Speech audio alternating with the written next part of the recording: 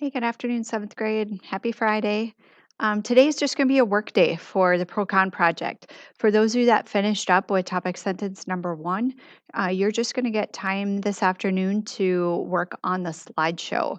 So I'm going to click on the slideshow right now and just kind of walk you through it. I'm under Procon research topic in Google Classroom. And each of you were pushed out this exact same slideshow. It's just a template, and you can change it to make it your own. For those of you that turned in topic sentence number one, I got those graded and gave you some feedback. If you are all set to go, you are able to paste it now into slide number three.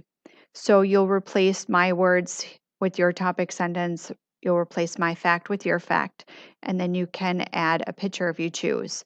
And then you can delete anytime I have directions in the slideshow. If you haven't already added your thesis statement, we finished that up right before Christmas break, so maybe you didn't get a chance to come in here and update that. But again, you can just paste your thesis statement and delete mine.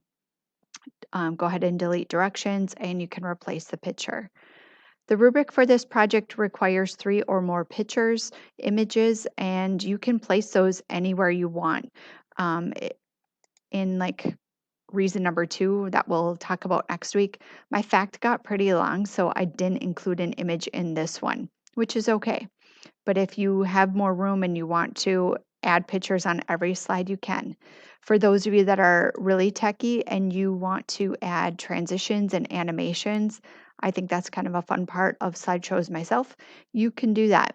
So, for example, if you wanted to have just like the text for topic sentence number one visible, but maybe you want to have the fact like slowly appear or slide in from the right and maybe have your picture just gradually appear.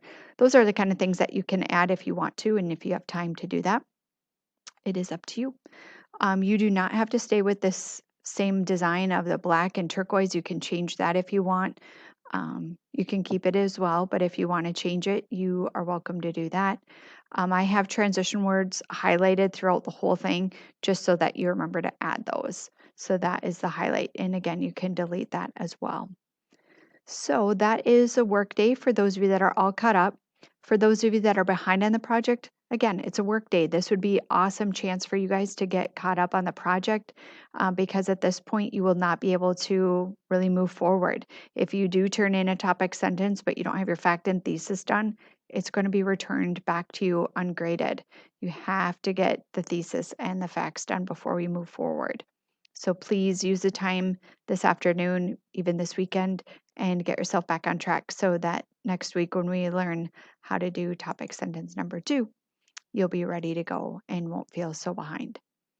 A couple people had asked me about the Khan Academy test, and that test will be available on Monday. So this week we are learning about colons, semicolons, ellipsis, hyphen, and dash. This week was just about practicing those.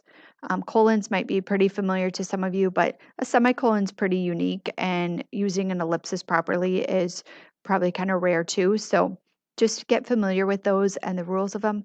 And then Monday, I'll make the test live, and it's only a 9-question test. So um, I don't think that will be very difficult. It's not going to take you very much time to do that on Monday. And then after that, we'll move forward with the rest of this project. So I have a help session today from 1 to 2, and you are welcome to join me for that. Otherwise, send me an email if you have any questions.